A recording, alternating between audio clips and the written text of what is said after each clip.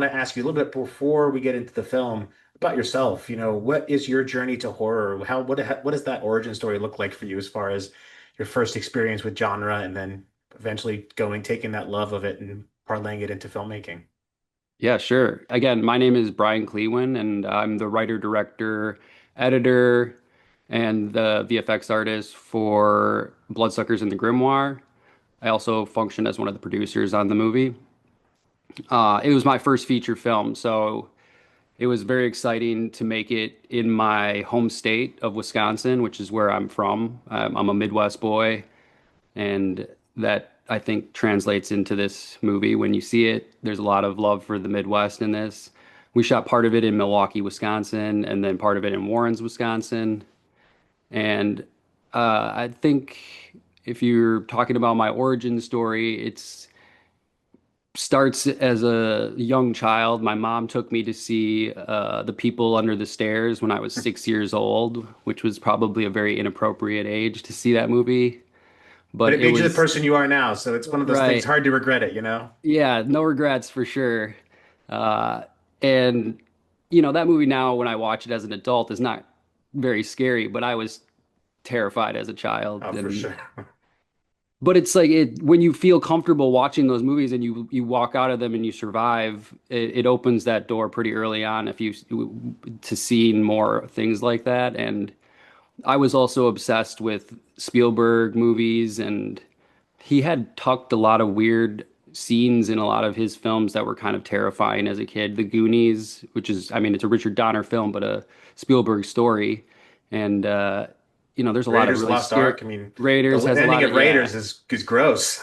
yeah, just the faces melting, like there's some great stuff in there. And that's like the gateway, I think, as a kid is just seeing that stuff and feeling comfortable afterwards and going, man, that was terrifying, but also I survived and I feel like now I can go out into the world and do the things that I need to do. So, and that was really important for me because I had a lot of trauma as a kid. I lost my sister. She was killed when I was 7, and those the film was the place where I would just go to isolate and find worlds that kind of took me away from the real world. So, all the movies that I love are things that are probably not, you know, things that could be actually in the real world, things that are a little more fantasy heavy, supernatural heavy, and that's why I gravitated to all the like the Amblin stuff and horror and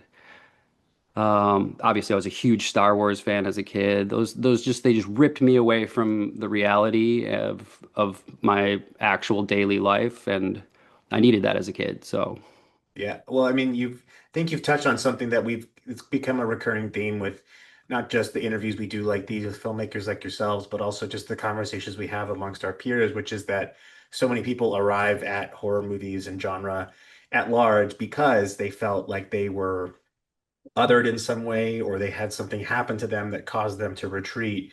And they found so much comfort in other places because, Star Wars is a great example of like a world where there is a clear sense of good and evil.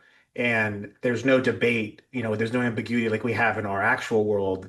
So it's so easy to want to be in that place because you know that like the rights are wrong or the wrongs are righted there. Whereas in the real world, it couldn't be farther from the truth. yeah, and there is something to be said about it's a happy ending or a movie that resolves with something that is positive, and that usually involves something where like the good triumphs over evil, and I still appreciate a movie like that today. So I wish more people would make those types of movies again that don't just end on a sad note. But I can appreciate those movies as well. Yeah, So but we gotta kill some bloodsuckers.